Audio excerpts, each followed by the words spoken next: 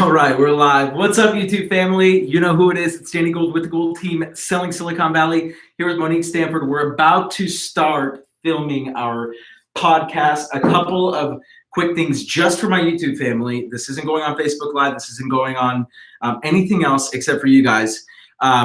Thank you so much for joining the live stream. And if you're watching this live stream anytime before Thursday, that's today, January 10th, 2019, if you send me an email to dgould@intero.com, that's dgould@intero.com, I will send you one of these t-shirts. All you have to do is send me your name, your address, and your shirt size. Definitely make sure shirt size. Mo, what shirt size are you? I'm a medium. She's getting a shirt. Unless I'm feeling like extra sexy, then maybe I'll get a small. Well, you are doing Pilates now, right? So, I am. Well, and so like we don't want you to get like too hot. No, definitely not. All right, guys. So thank you so much for tuning in. We're gonna start the show pretty soon. Really excited, actually. This is a new concept. I'm trying it out. I have been thinking about doing this for a long time, and I just decided, why think, Danny? Just do. And if it doesn't work out, then oh well. At least I get to drink some wine along the way, right? With somebody fun. With Monique, yeah. Thank you. I'm going to start the live stream on my Facebook. What's up, Facebook friends? You know who it is. It's Danny Gould with the Gould team, selling Silicon Valley, here with Monique Stanford. I'm actually going to tag her. I'm going to tag her in this video. Monique Stanford, boom. Tag. She's tagged. Monique is tagged in this video. And I'm about to start my podcast. This is the very first episode of Sipping Silicon Valley. Ooh. And hey, Mom. I'm really excited. We're going to start this we're going to start it like now. Adrian, what's going on, man? Aren't you at the office right now? Okay, so I'm going to do, or do I want to do this? Oh, I can't. Facebook doesn't want me to do that. I guess I can't do that. We're going to do a live Q&A at some point, but until then, we're going to. Oh, that's not good. Okay. Well, we're going to end this. I have to turn my phone the other way. Oh, okay.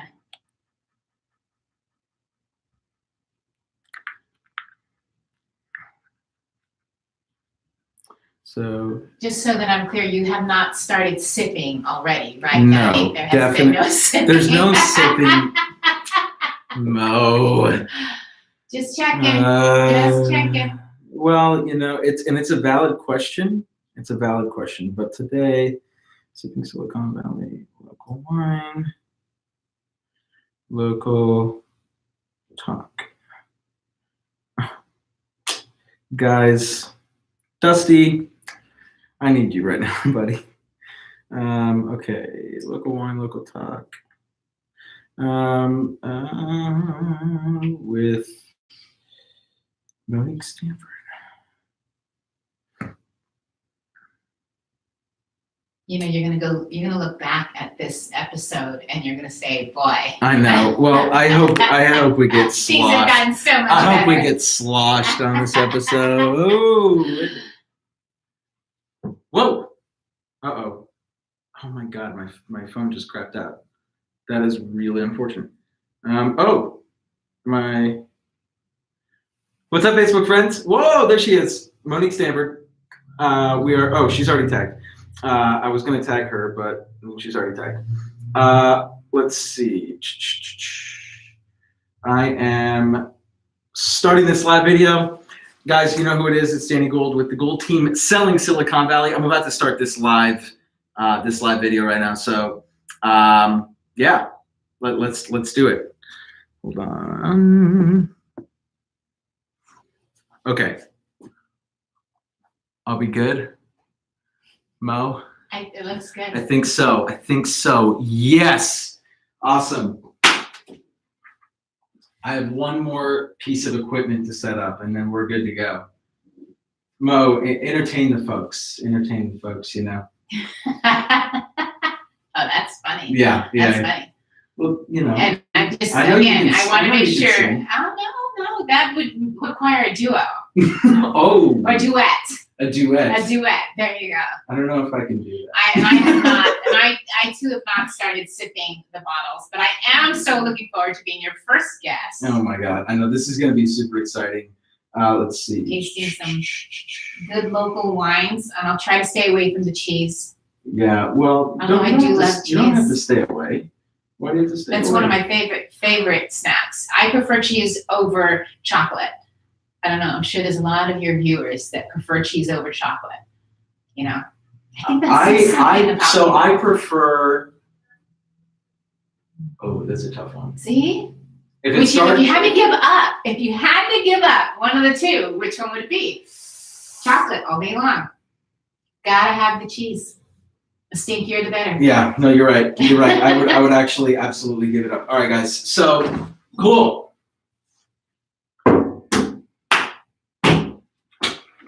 You ready? I'm ready. Hey guys. Hey guys. Hey.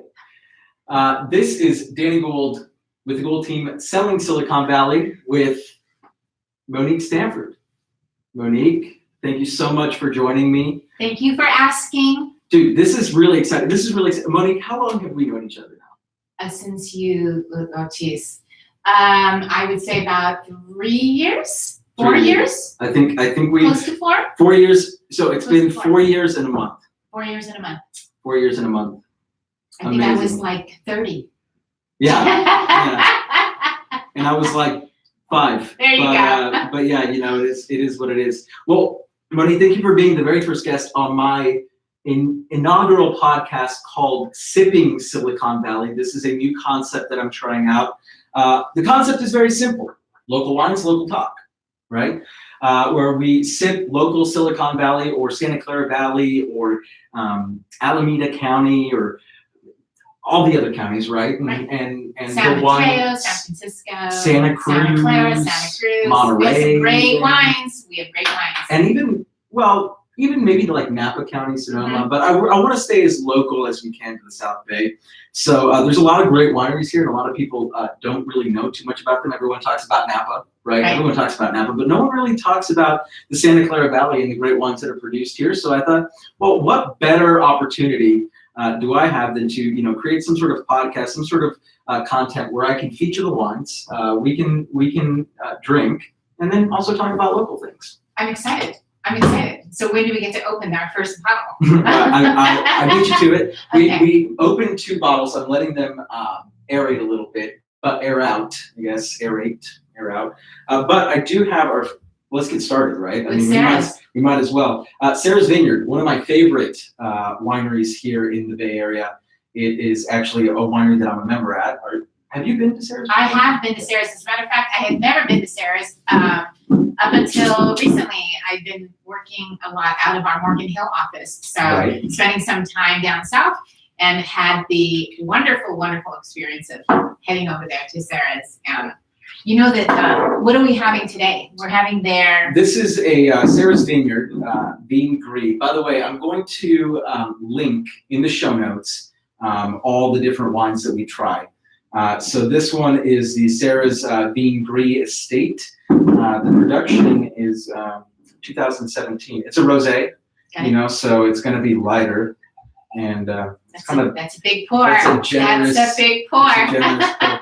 Well, Monique. I like to go to the wineries that give you the big pours. They do pour very well at Sarah's, actually. Absolutely. So cheers, Mo. Cheers. Cheers to your first episode. Here's to And your first guest. Yeah, I know. This is amazing. This is a dream come true. I've been thinking about doing this for a while now. So cheers. It smells very fruity. Mm.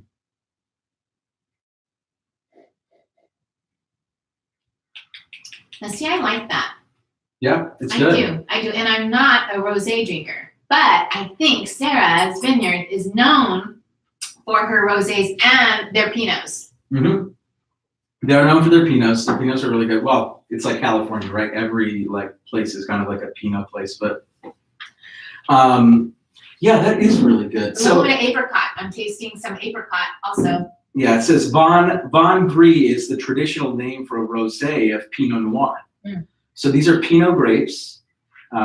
And do you know how rosés are kind of made, or are you? No, I do know that they're made out of the same grapes, but Yes. I think the darker ones have the skins in them, and the lighter ones do not have the skins. That's exactly right. So from my understanding, for a white wine, that you kind of like press out the juices and you leave the skins behind. Right. With the rosé, it's kind of like a flash of the skin. So the skins are left in for like a very short period of time. Yeah. I think like a couple of hours is what they say, and then the skins are kind of like taken away. So it kind of gives it like that rose colored vibe, but not necessarily like that full like bodied red that you're like used to having if like you have like the skins in there for like a true Cabernet. Exactly, for like years or whatever years and years. Am I supposed to sip this slowly? No, no, absolutely not. That's actually not allowed. I don't know how much time I have, so I didn't know if I was supposed to slowly sip, because it is called sip, not chugging. Well, maybe I should. Sip, silicon, not chug. Silicon. Well, I might have to change the name. How about slurping Silicon Valley? At least that way. At least that way you have permission to make the noises. Yeah. Well, and I gotta admit, Mo, I'm not the one that came up with this name. Was it Katie?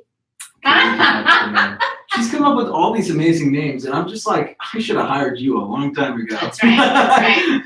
Where have you been? Where have you been? Oh my God, Katie's my beautiful girlfriend. For those of you that don't know, secrets out of the bag though. So, And we have a lot of sad faces. A lot of people making pucheros. Why? Why sad faces? Because they're like, oh, I didn't know Danny now has a girlfriend. Oh, yeah. Well, it's a great thing. Hold on, I kind of want to see what some of the comments are, so I'm going to come over here. Right, and she's watching. Lol. Oh my God. Yo, Gary, what's going on? Guys, I really appreciate all of the love. I kind of want to open up for Q&A, but while we're sipping, not chugging the wine, you're a lender. Yes. For HomeServices. Yes. And I thought it'd be cool to talk about some pertinent, relevant kind of like Silicon Valley real estate things that are going on, and how the lending game is kind of impacting the real estate market here in Silicon Valley. I know that you've been doing that for a long time. And I've been in Silicon Valley my entire life, really. So born and raised, and now lending here, and been lending here for close to 20 years, something like that. 18 years? I know. So you were 0 years old when I was a baby. That's right. Yeah. Well, I'm just getting younger. Mo, I'm telling you, 4 years into it, I feel like when they say like, oh, I feel like it's been forever. I literally feel like it's been forever. And if you look at pictures, seriously, I'm not joking. If you look at pictures of me when I just started, I look like a pup. I have like wrinkles in my face now. I have wrinkles. First of all, okay. I don't want anyone going back and looking at those old pictures, because they were pretty funky. Well, not I'm having visuals of pompadours, and then there was the mohawk. Then there was the mohawk, and then it would go back to the pompadour. It's pretty scary when the pompadour was the good look. I don't know why anyone worked with me like the first 2 years of my real estate career. I looked like I looked like a child. I looked like a child, and my hair was just like, it was frightening. It was frightening. But you know why they worked with me, Mo? Because you were on my team. I was on your team from the beginning. And she was out there. She was hustling for me. I went with you to your first listing appointment. She did. You did. You absolutely did. It was incredible. And I still remember that guy. Squeeze for all they got.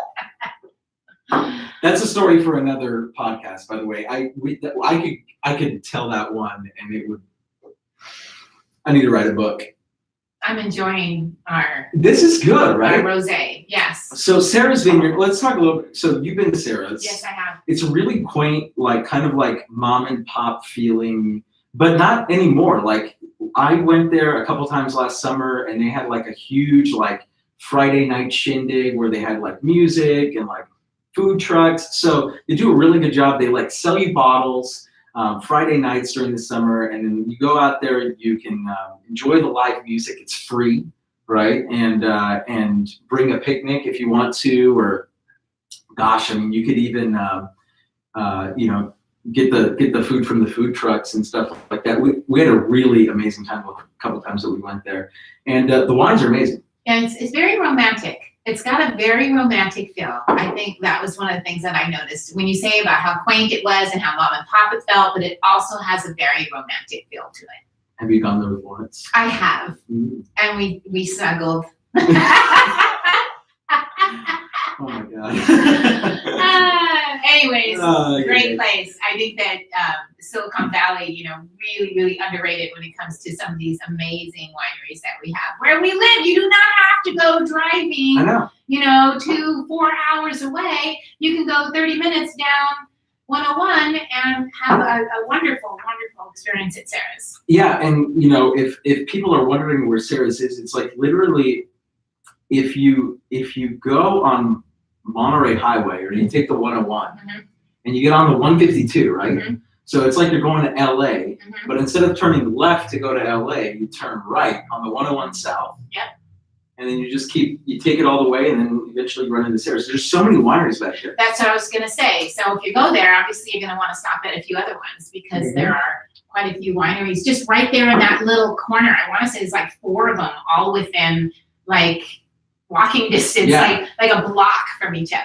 There's a bunch that are just like little mom and pop ones. There's a couple bigger ones, and then there's the one that everyone knows, which is Clos La Chance.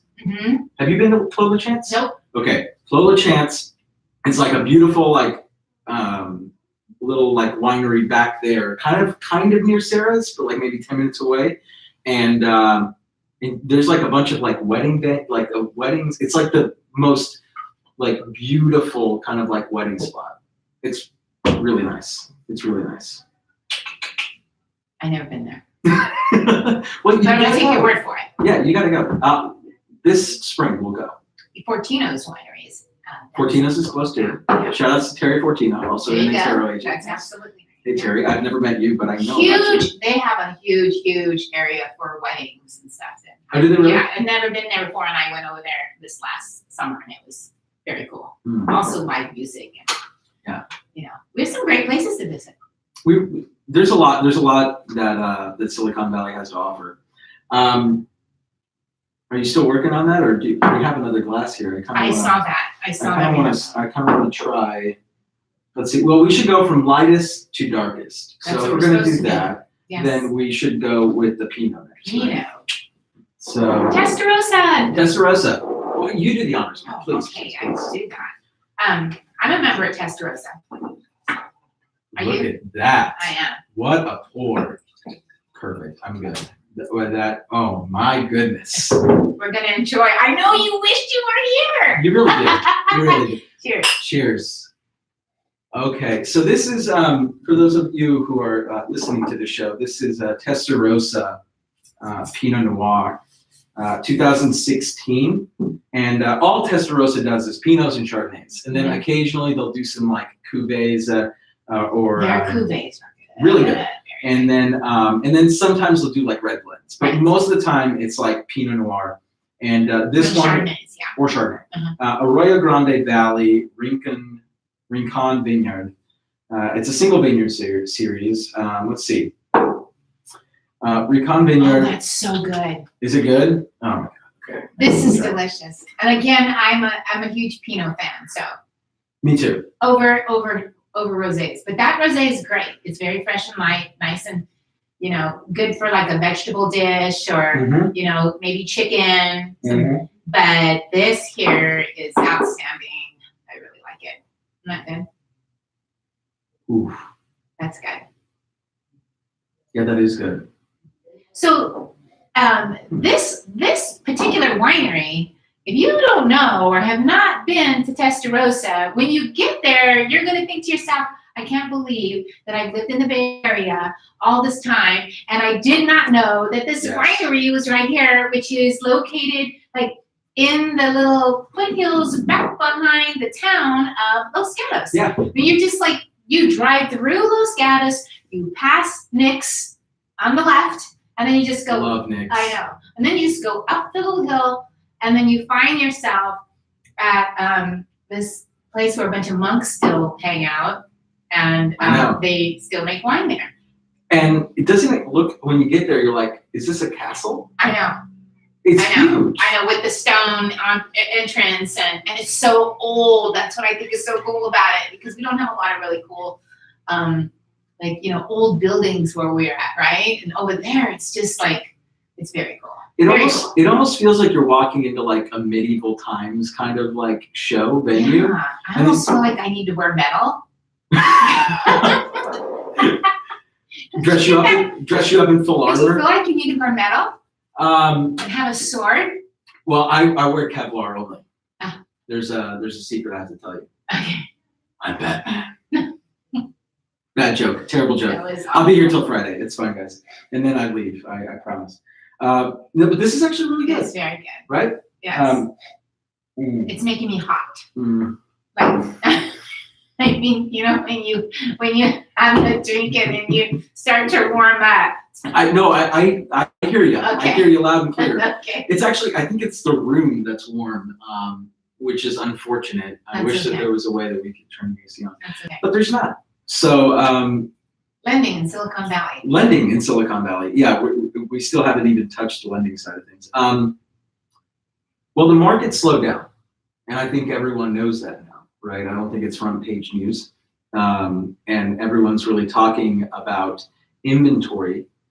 And if you look across the valley, we're looking at 2 to 3x right now at this moment, times as many houses on the market as there were this time last year, right? So which was super, super, super low last year.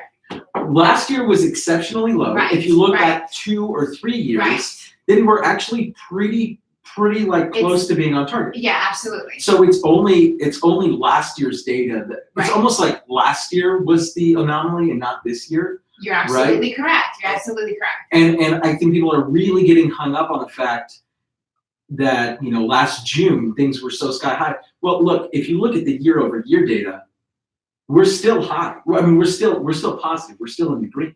Absolutely. Right? Yeah. So if you look at prices from January of last year to January this year, they've gone up, right? Yes. So that being said, what do the next 12 months look like? Because inventory is a big topic, but we should also be looking at interest rates and how those are going to impact the housing market. Right. So let's talk about that. I mean, the Fed is projected to raise the rates. Twice again. Originally it was going to be 3, and it looks like now they're talking about only raising it twice. So for those at home that don't know what that means, like what does a typical interest rate hike look like?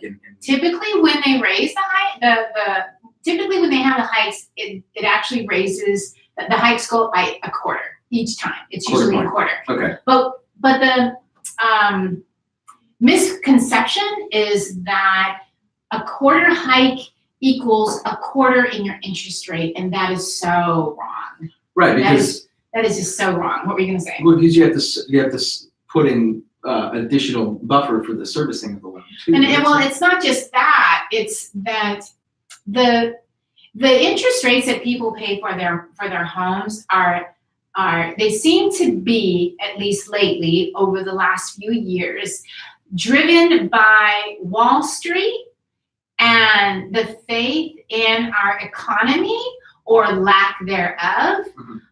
Has had a bigger impact on the interest rates versus the Fed hikes. So what happens is a lot of times the banks will build in anticipation of a Fed hike.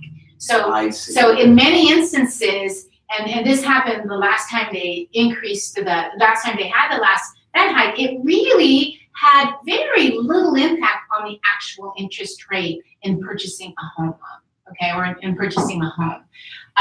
And yet, when we start looking at things that happen overseas, or the economy in China, or just Wall Street in general, and the lack of faith that they might have in politics, or what's going on in our, within our United States, and I want to be very, politically correct. I don't want to say anything. Well, yeah, I mean, ultimately, there's lots of volatility there. Right, of course. And when there's lots of volatility, then people don't have a lot of faith in what's happening within our economy. And when they don't have a lot of faith, that's good for rates, right? So even with after the last rate hike, rates actually are lower today than they were before the rate hike.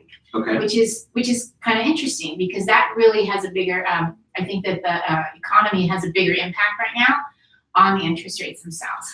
So what does that mean exactly, right? Because like you're telling me that the Fed raised the rates. Yes, they did. Right. And they will do it again this upcoming year. But interest rate, right? You're saying 2 scheduled rate hikes, which is basically a half point. Yes. Right. Yes.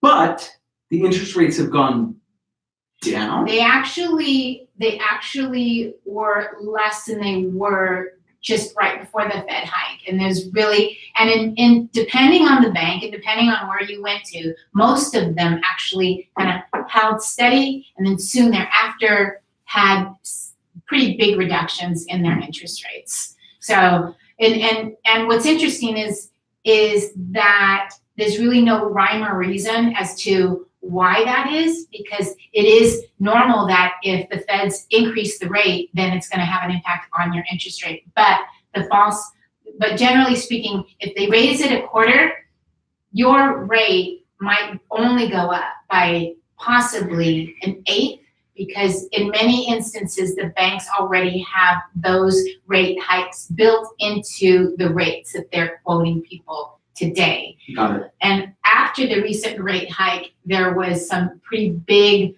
issues in Wall Street, and I'll remember where we just had some pretty big recent crashes. Yeah. When we have those big crashes, which came after the rate hike, rates went down. And rates are still really low. And what's interesting is if you look over the last 47 years, the average rate, you know what the average interest rate for a home loan is over the last 47 years? School me, Mo, because I don't know. 8.1% average over the last 7 years. Right. Okay. So, and we are currently at, depending on your loan to value, your down payment, whether it's a jumbo, whether it's conforming, you're looking at interest rates in the low to mid fours, right? Wow. So we're still at record lows. Still at record lows. Sure. So, and for me as a lender, I love our market. I love our market right now because not everyone who lives in Silicon Valley, makes $500,000 a year. Right, and a lot of people think that that's the case, right? Right. Hold on one second. I'm actually going to make sure that the camera's okay here. Hey guys. But anyways, yeah. So you were saying. Yeah. So I like the fact that there's less competition. Mm-hmm. So for a lot of our buyers that were considering maybe moving out of the Bay Area because it was so competitive, right? And when I say moving out of the Bay Area because it was so competitive, they might make $250,000 a year, but they might only be putting 10% down. Mm-hmm. Right? Mm-hmm. And so it's really hard to compete with a lot of our people that work in the .com industry that are selling all their stocks that were worth a lot of money, putting down 20, 30, 40, 50% down. So right now, with the market being a little slower, those people that were on the fence before, they need to get off the fence and they need to start looking actively again, right? Because now they're no longer having to go up against 9 other offers with 50% down or 30% down or all cash, right? We're seeing a lot of the investors slowly start to maybe slow down and be a little more cautious about what they're buying.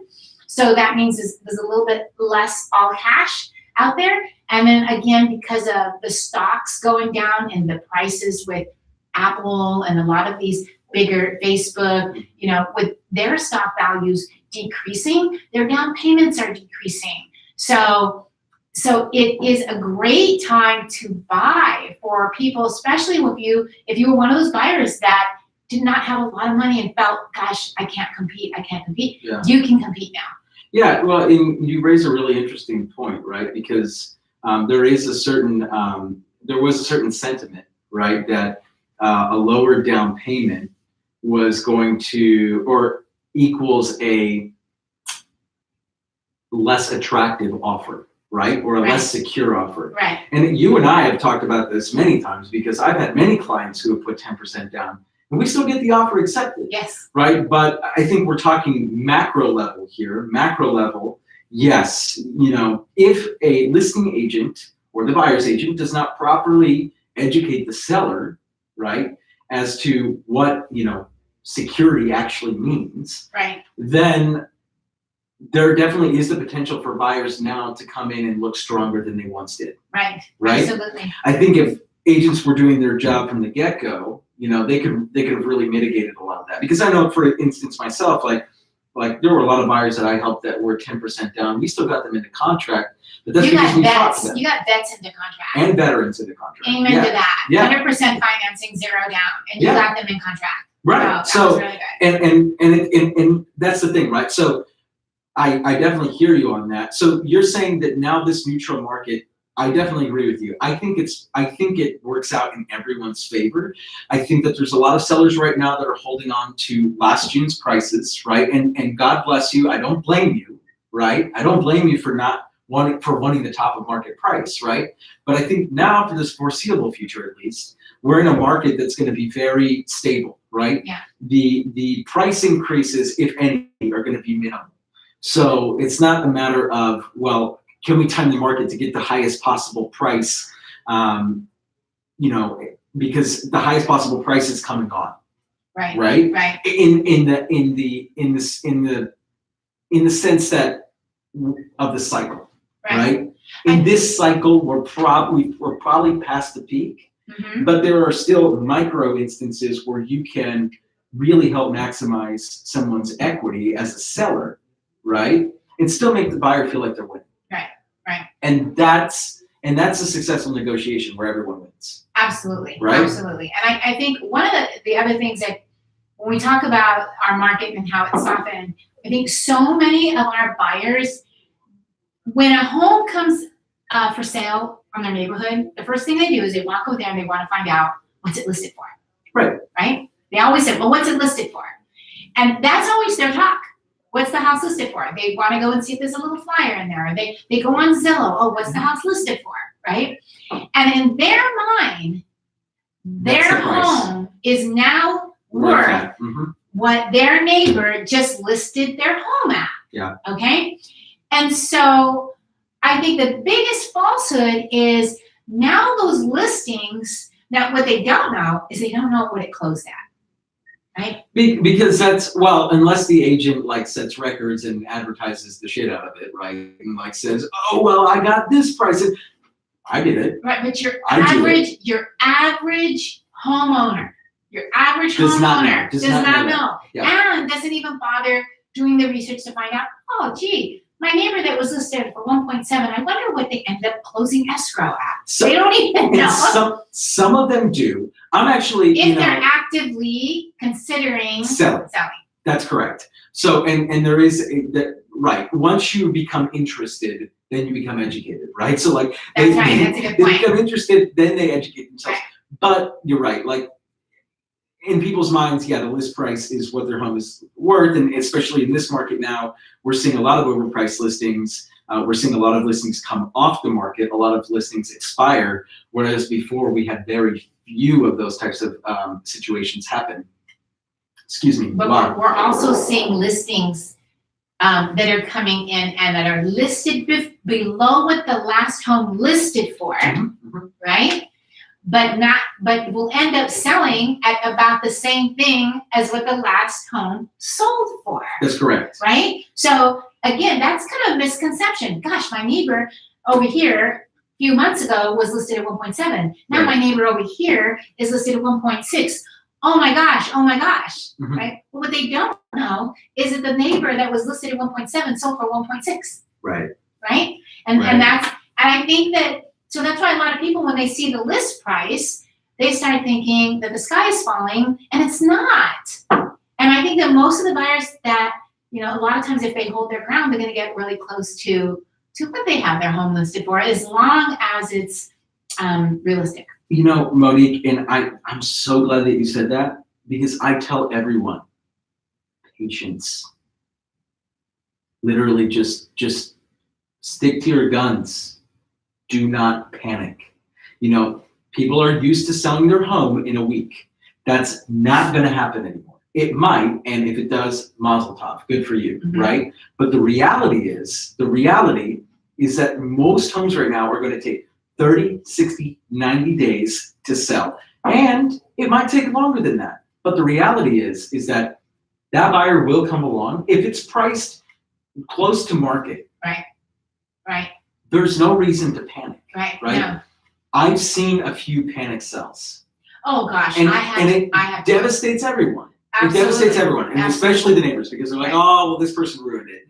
I would say not necessarily, because like the reality is that doesn't become the new comp for the entire neighborhood, but it does show just a little bit of weakness, in the neighborhood and in the community. Right.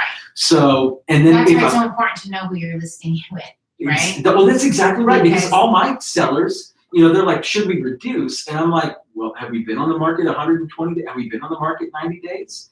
Because the reality is that no one else has sold for less than this. So why should we reduce the price? Right. The comps are still there.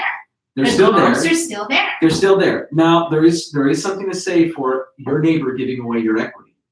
Absolutely. Which happens in this kind of market, right? And it's exactly what we just talked about, right? Someone, panic selling and jumping the gun and giving away everyone else's equity in the neighborhood. The thing that I would say to all sellers out there, or anyone that's thinking about selling, is if you feel like you could be in that position and you're ready to sell now, well, then why not? Right? Why not just do it now? Because right now inventory is still low for the year. Absolutely. In the spring, in the summer, in the fall, I think we're going to see a lot higher numbers inventory-wise than we are right now. Right. So you have less competition. Buyers are still out there. We have tons of qualified buyers. ECs and we have many qualified buyers in our pipeline that are just chomping at the bit to be a homeowner. And we hope that, as that we started the year, I want to say we had just our first week, 4 people go into contract in a week. Nice. And so you're buying dinner tonight, right? I'm just kidding. Actually, I am. Yes, she is. So that to me is really exciting, right? And it's exciting for it's exciting for our average Joe buyer, because I say that there's a huge percentage of buyers in the Bay Area, in San Jose, in Campbell, and where we live, that again, they don't have that, $300,000 worth of stock options that they're cashing out. They don't have that. They have less than that, right? But you know what? Their money is just as good as an all cash offer. That's absolutely right. Especially if you have a badass lender like yourself. Thank you. Right? That takes the steps to make sure that the approval letter is not just a piece of paper, right, but a full-fledged approval. Right. And a lot of times you're able to, correct me if I'm wrong, pre-underwrite the file. Absolutely. Right? Mm-hmm. So that there are very little questions before entering contract. Right. That could ultimately make the deal fall through. Right. And we've written a lot of non-contingent offers. Yes, we have. Over the years. Yes. And so you have to do a lot of due diligence beforehand to kind of give that stamp of approval and say, hey, you're good to go. Right. Right. And so what's the difference between a no loan contingency, no appraisal contingency offer and an all cash offer? Well, really, there is no difference. Right, exactly. There is the, no difference. The lending organization has essentially given you the money, right? Right. They haven't given it to you, but they've told you that they're going to give it to you, right? But So and the key thing to that, if you're making an offer with a loan with no contingencies, and you know this, Right. and but it's important that all those disclosures are all available. They're all online. They've been provided to you and to your buyer before you make this offer, right? Because a lot of people think, oh gosh, I would never do that. You know, you need to make sure that you look at the inspections, you look at this, you look at that, right? But and you know this because I know this is how you list your homes, and a lot of realtors I work with are the same way, and that they provide all that information up front to the buyer. So that they're safe to make a non-contingent offer because they've done all their due diligence and they know what they're buying, right?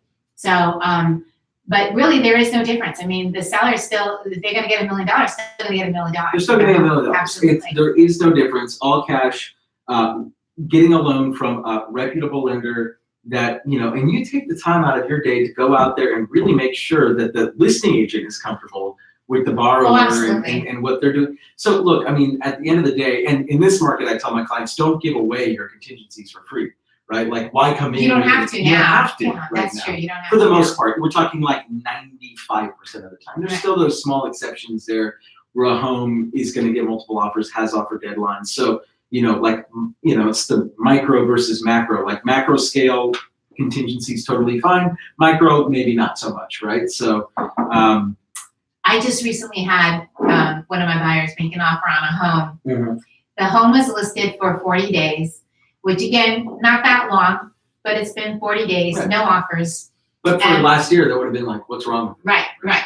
So we made an offer and we had a loan contingency. And the listing agent called me and wanted me to remove the loan contingency, which I just thought was kind of hysterical because she's got no other offers. No offers, right. And no she says, why do you have a loan contingency? I said, because we can.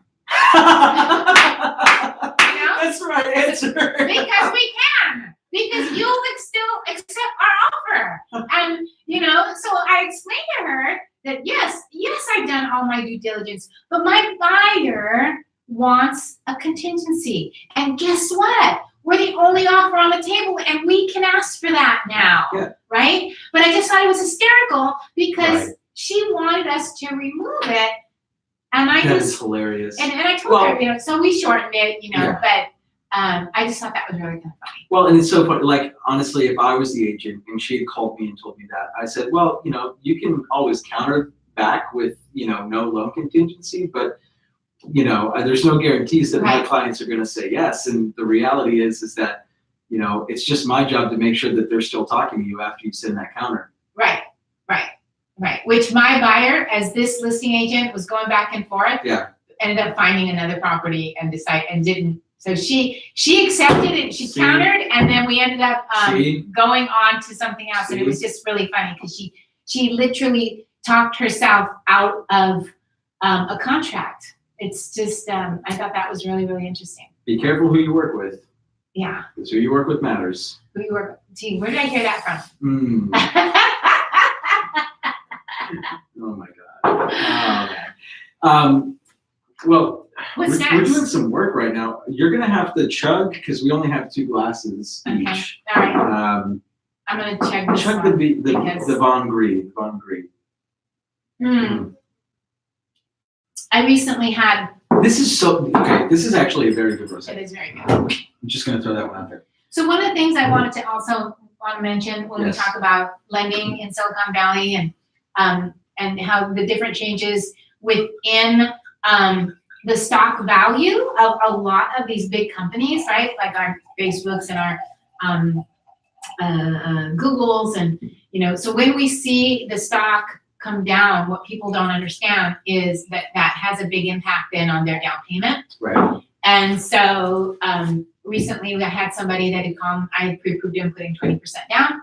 And he thought it was a real horrible problem now because his stock prices had come down. And he now was only going to be able to put 10% down. Okay. And Common right now, actually. very common, and people think, it's so funny, they still think that they have to pay mortgage insurance when they put less than 20% down. Common misconception, Right, totally right, not right. true. And they do not. They do not. So if it's really important for people to educate themselves about what mortgage insurance what it is, when it's applied, how it can be waived, how you can avoid it. Yes. And I really try hard to make sure people understand that. Well, and I'm glad that you brought that up because. Ooh, hold on. What? What's You poured us. Oh yeah. So. And we didn't even talk about it. We did. Well, let's take a quick second to talk about it. So this is a Sangiovese. Okay. It's an Italian varietal. I'm sure you've heard of Sangiovese. Yes. It's from Rubino Estates Winery, which is in Livermore. Oh, okay. So I went there Last weekend. 6 months. So, well, I went to Livermore last weekend, but I okay. didn't go to Rubino last Oh, weekend. okay. You've been watching my videos, haven't you? No, I watch Katie. I don't watch you. I'm sorry. No comment. No comment. Hey, you know what? She's so much better to look at than I am. I have to agree with you.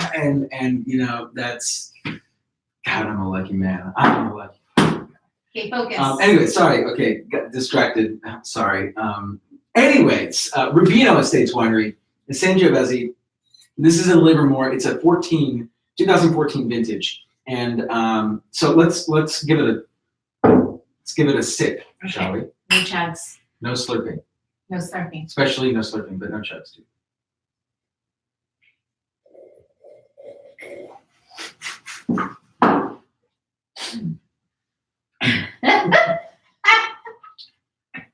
I had to do My that. goodness. I had to slurp. Oh man. That's good. Mhm. Sangiovese. I Mhm. like saying that. It makes me feel- Sangiovese. Sangiovese. That sounds nice. Oh yeah, right? Mhm. Like I'm Italian or something. Right. It's like I'm from the mother country or something. So the bottle talks about the aromas of wild cherries, sandalwood. Do you know what sandalwood is? I know that's in fragrances as well. I don't know what that means. See, a lot of times I feel like this stuff is made up. I'm not even like, come on. Violet and tea leaf. Okay. Youthful wine to complement a variety of dishes and occasions.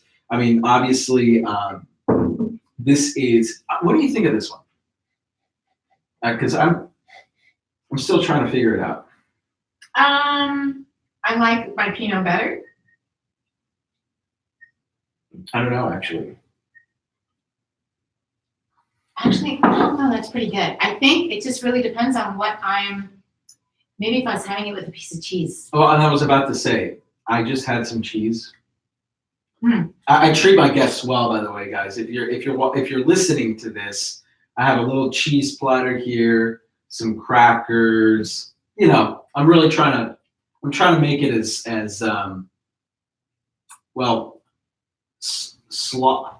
how should I put this? I'm trying to not get you drunk, Mo. I appreciate that, Danny. But if you do, it's fine because YOLO and stuff. But This okay. is good. This is really good. And for those of you that have never been to Rubino, the winery is actually it's a large winery. And the grapes that they grow there are exclusively Italian varietals. They're probably one of the only Bay Area wineries that grows exclusively Italian varietals. They don't do any Pinot. They don't do any Chardonnay. They do exclusively Italian varietals. And I really, really like that winery. I mean, when you go in there, you can tell like this is a legit winery, right? And they treat their customers super well. Tastings there, I think, are like $15-20, but well worth it. And Livermore is like a cool place, you know. I think it's really underrated. Did you really? Mm-hmm. You used to live in Livermore? Mm-hmm. I did. I think I knew that actually. I don't know. I think because we've talked about it, right? Like back when you were 5 years old. Exactly. Right. Yes. Yeah. I kind of blocked that time out of my life. Oh, okay. Well, you know. But Livermore is beautiful. It is. And they have some amazing wineries. They do. And if you haven't been there and gone wine tasting, you absolutely should. Yes. Isis and I are thinking about taking some of our realtors wine tasting this year. That's a fantastic idea. I actually, because I'm the president of the Intero YPN this year. Oh, we should do that. And I want to have a YPN limo go to either Livermore or South County. I don't think Napa's too far. Napa's too far. Does everybody know what YPN stands for? Sorry, it's Young Professionals Network, Intero Young Professionals Network. Super cool organization, and really, trying to do some cool new things with it this year.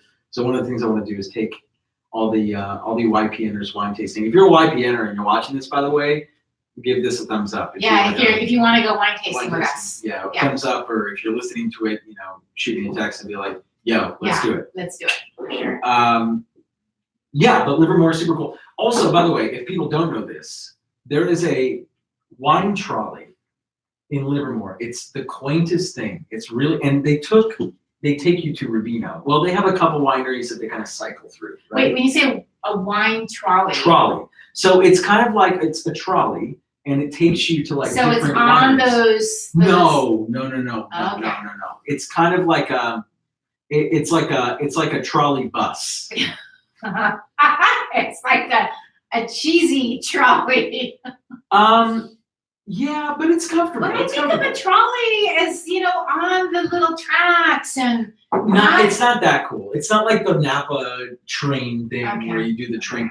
But the cool thing about this, if you're a local Costco member in Silicon Valley, I don't know which Costco's carry it, but I do know that some of them carry the Livermore wine trolley. Saw it. Yes, you saw it. I saw it. It's like $250 and pay back. But that sounds kind of pricey. I think I got it mine for less. But there's 4 tickets. It comes with 4 tickets, and it's like all wine tastings included, full, trolley experience. You get there in the morning, and you don't get there until like late. It's like 4 or 5 or 6. I think it's like 6 hours actually. You go from winery to winery to winery, and it's relatively inexpensive. It's less than all the tastings would cost you combined. Oh, well, it's a bargain. Exactly, and you get transportation, right? So you don't have to. You can't go wrong. You bought it at Costco. Exactly. Well, and that's the thing. It's just like it's at Costco. It's perfect. I love Costco. I do too. Yeah, I really do. Well, let's talk a little bit more about the lending stuff, because I want to. I mean, look, I think at this point, I do want to talk about a little bit about the fear right now. There is a little bit of fear in the marketplace, right? Yeah, there's a little bit. There is some inherent fear, and I think people are scared of making a bad decision, right? Right.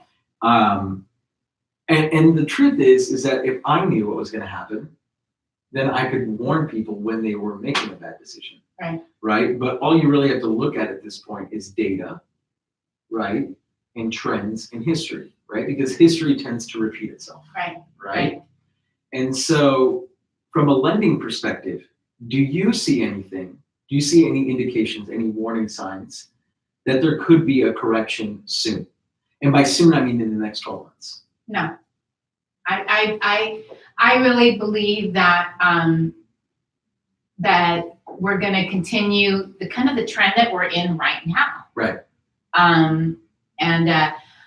But come spring, that can be like a make or break time, right? I agree. So like right now, no, I don't. Right. Come spring, that might be a different ball game, because spring is a time when everyone decides to either, that's when everything happens, right? That's when you anticipate a lot more inventory, right? There's certain things that are expected to happen. So I think spring is going to be an easier time to anticipate what's going to happen.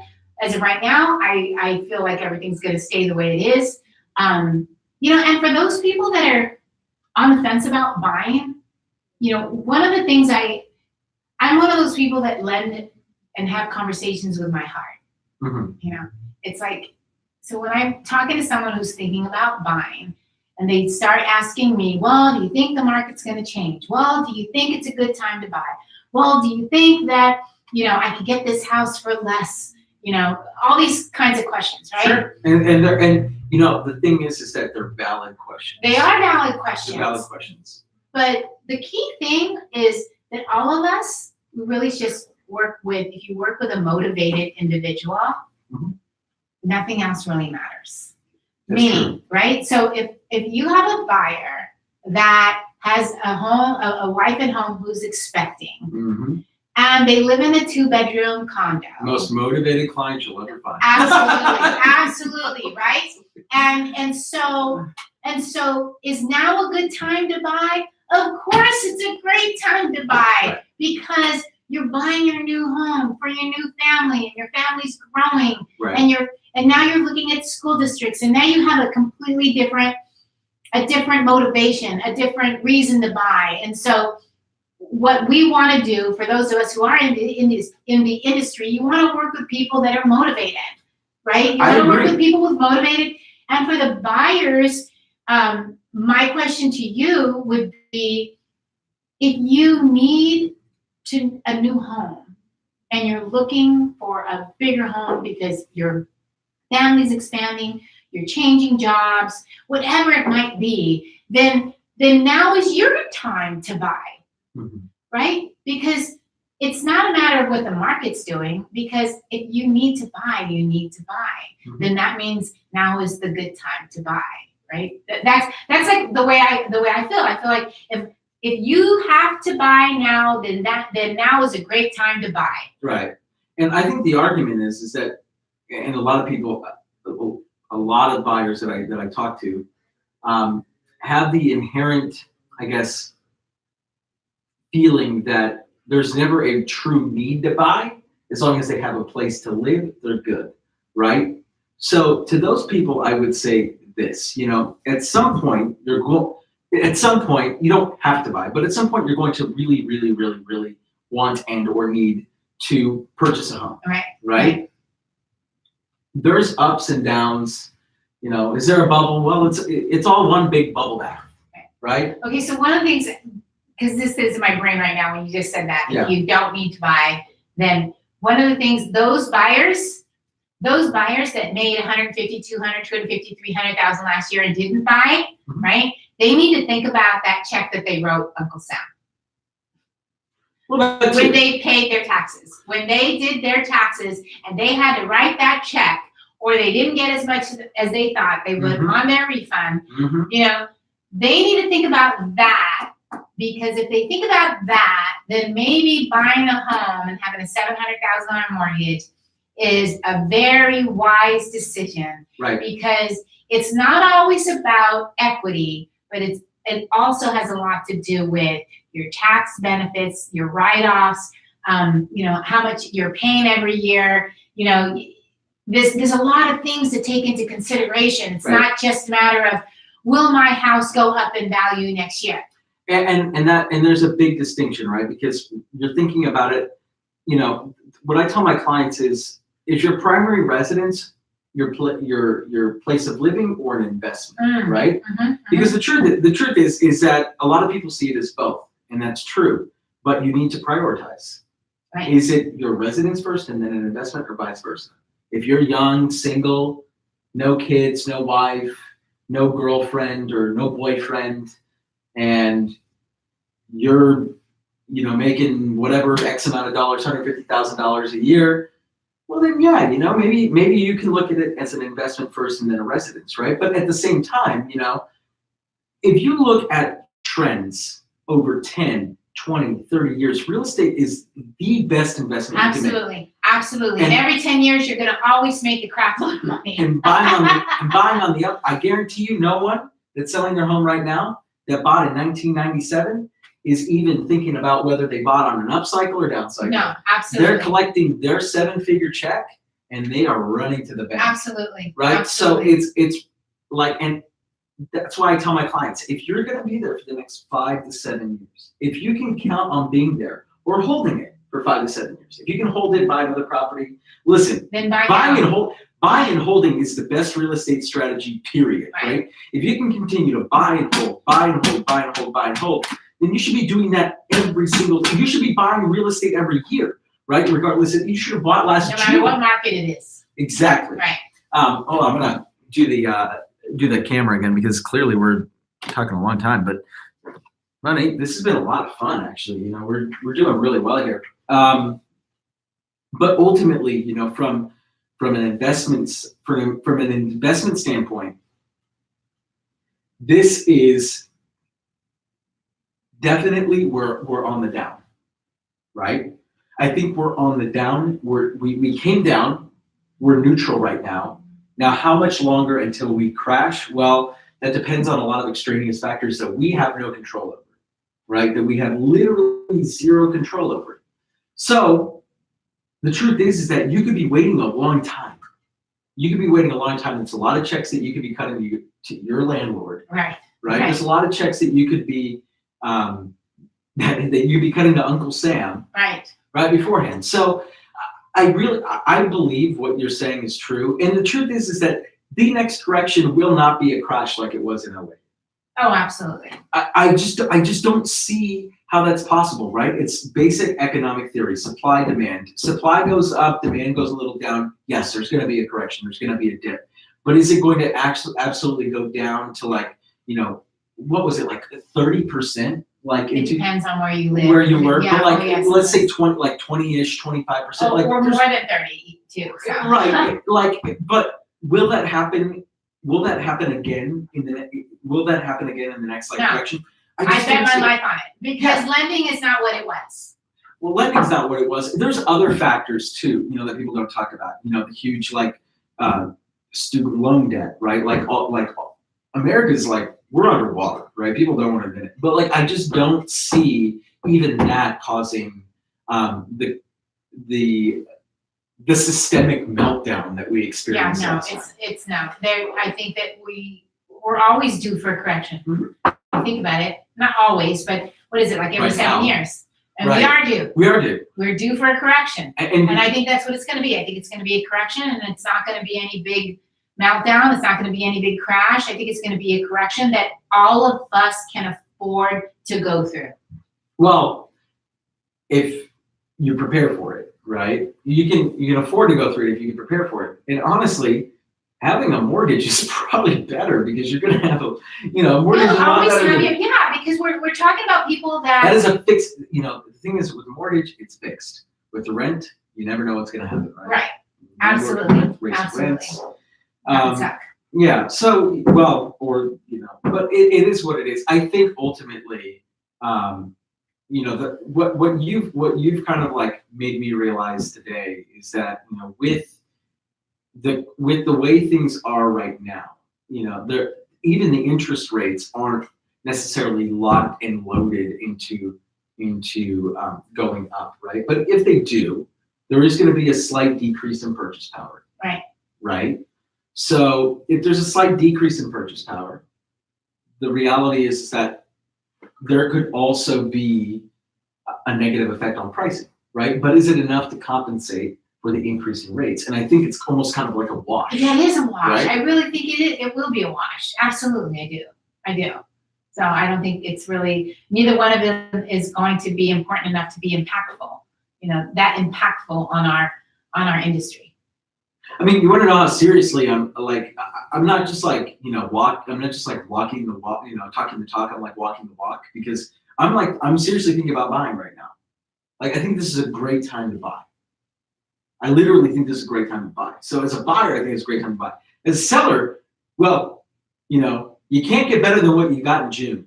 So it's to me, it's time is of the essence, right? I think it's probably. I think it's more important to sell than to buy. True. I would say. I think it's more advantageous to sell sooner rather than later than to buy. Right. Sooner rather than later. But it's still a great time to buy. Still, I really don't see. I just don't see this. I see this year as very just mellow, just very neutral. Everything's going to behave like normally. I have a lot of friends that sell real estate in the Midwest, and even in Southern California, where things do take 30, 45, 60, 90 days to sell. And that's normal, You sell a home in 30. California is unique. We are our own our own country. Basically. I wish we were. I'm sure. Well, you say that now, but not really. I'm joking. Look, okay. So of the 3 wines, you tell me. Oh, I'm a Testarossa fan. Your Testarossa. Pinot. So you're gonna go with the Testarossa. I'm gonna go with the Testarossa. And if you guys haven't been there, you need to go there. That's a good one. You should. Pinot. You know what? Actually, that bottle, the rest of the bottle is yours. Yes, absolutely. I actually like the Ravina. I had a feeling you did. I really like the Sangiovese. You know what? Let's see. I have a lot of people on Facebook Live right now that are watching this. If you have a question, you literally have 30 seconds to put it down. We're going to do a live Q&A here, super, super quick. Let's see if there's any questions actually right now. Right. Let's see here. All right. Well, it appears that. Oh, Jerry has a great question. Okay, let's see. All right, Jerry. Jerry says, Danny, how are important are wine cellars for a new home? You know, that's a fantastic question, Jerry. And shout outs to Jerry. Jerry is a crypto maniac, does a lot of crypto trading, also a wine connoisseur. I actually met Jerry at an open house in Los Altos, and we hit it off right away. He never, I don't know, have you? I don't think so, but like Jerry's super nice guy, super nice guy. So I'm sure that question was directed to you, but you answer. No, you answer. Okay. I will answer first, and then Monique will answer. Right. I hope you're about to say that you're about to put a wine cellar in your house, because that would be fucking badass. But are you allowed to cuss right now? Of course I'm allowed to cuss. It's my fucking show. Okay. Come on. But am I allowed to cuss like that? But okay, so Jerry, what I would say is this: is that it's like anything else in a home, right? One man's trash is another man's treasure, and vice versa, right? So how important is it? Well, if it's important to you, then it's really, really important. But if you're selling your home to someone that doesn't drink alcohol, period, because they were an alcoholic for 10 years and then they went sober, well, then it might trigger them, and then they might not want to buy your house, period. Right? Mo, you just got really sad. But what I'm saying is true, right? I mean, ultimately, value is in the eye of the beholder. So is it important? Is it not important? Jerry, if you're building a custom home, my man, I know you like fucking wine. Put the wine cellar in there. Because what's the worst you have to live there, right? That's why it's just like personal residence, right? Primary residence. If it's your house, right, then like make it to your enjoyment. And if someone else doesn't like it, well then, oh well. So here's the thing though. If you're putting a winery or a wine cellar, you're putting a wine cellar and you're selling the property, if you sold this to someone who loves wine, they're gonna be like, oh my gosh, this is the shit. This is amazing. Literally. Like this is our home, right? If I had a wine cellar in my house or a house that I wanted to buy, I would freak out. And and I've gone on tour so many times and I've seen some amazing homes with wine cellars and I'm like, oh my gosh, this is amazing, right? A place where you can have your wine, you can smoke your cigar, just like, you can just go on and on. You smoke cigars, Mo? And on the down low, but yes, I do. But my point being this, if it's on the market and if you have buyers that are not wine lovers, right? Or they don't enjoy a good cigar, a good Cuban cigar. Not that I have before, I'm just saying. No, because those but my are point illegal. being is that it's a finished basement. Sure. Right? It's a finished basement that adds a crap load of value. And for those people who, as you had mentioned, don't drink anymore, maybe for whatever reason, they see no value in a wine cellar. There's still tons of value in a finished basement that they can turn into, a man cave, a bowling alley, a theater, a play area. So absolutely. Right? So they could still, so by finishing it and turning it into something that you absolutely love, I feel is cannot hurt you in any way, because if I were buying your home and I was a recovered alcoholic and I did not see any value in it, I could still see value in a playroom for my kids and, a theater. And I mean, there's just so many other things that you can do with it, because the homeowner who turned it into a seller has already created all that value in the property itself. So I think it's a good, Jerry, it's a good call. It's a great, well, first of all, thanks for the question, Jerry. You're the man. And I want you to be on this show, actually, because I think we have a lot of fun together. Can I get to meet him? Yes, you can definitely meet him. But what I would say is this. Absolutely. If you're going to finish it, too, and it's going to be additional square footage, then of course, right? Because, you're adding value to your property. Absolutely. Right? Anytime you do that, you're adding value. Yeah. So either way, Jerry, go ahead. Mazel tov. Have fun. Okay. I don't know why I'm saying mazel tov. I don't know either. I don't know either. But you know Will Che? Yeah. He thinks I'm Jewish. Wait a minute. Isn't your dad Jewish? No. I have a German last name, and there are a lot of people that are Jewish that have the last name Gould. Mm-hmm. But there are also a lot of people, or some people, that are not Jewish that have the last name Gould, because it's actually What's your dad's nationality? German. Oh, German. He's a German, and he's German and Irish and a couple other things. Take this cheese away from me. Well, I was about to just no. Please have some, Mo. The point of the cheese is to absorb the alcohol. Which I need to absorb. That's not how it works, by the way. But but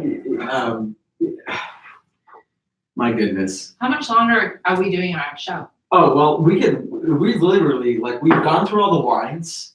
We've each said our favorites. I'm going to link all the wines in the show notes.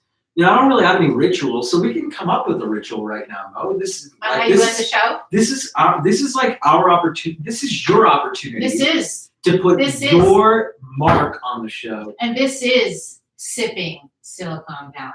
This is Sipping Silicon Valley. Is that how we're going to end it? Mm-hmm. Okay.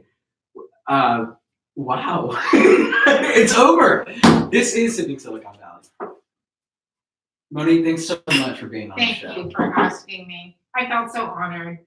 This is amazing. Isn't this a cool concept? Yeah, I love it. It's fun, right? It's fucking fun. And what I love is after you have 2 or 3 glasses, you're totally relaxed. That's exactly it, right? Mm-hmm. See? I'm on to something. Hey, what's up, Christina? I think that's it. Okay. I'm going to say bye to my live folks. Okay. Thanks, guys, for watching. Let's see. And we got so many people. Mo, we're famous right now. We have a ton of people on Facebook watching us. Guys, thank you so much for watching. Oh, no. Oh, whoops, no. Thank you guys so much for watching. It's Monique. It's Danny. We're sipping Silicon Valley, one glass at a time. Cheers. Cheers.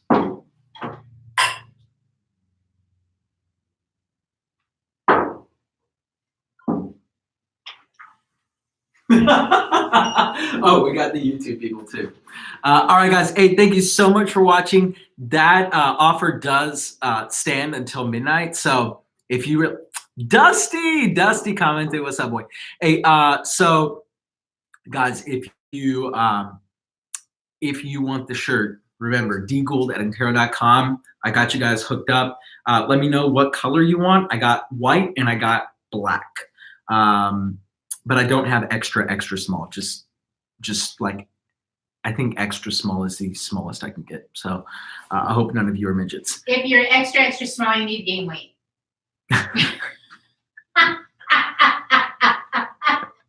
Come on, Mo.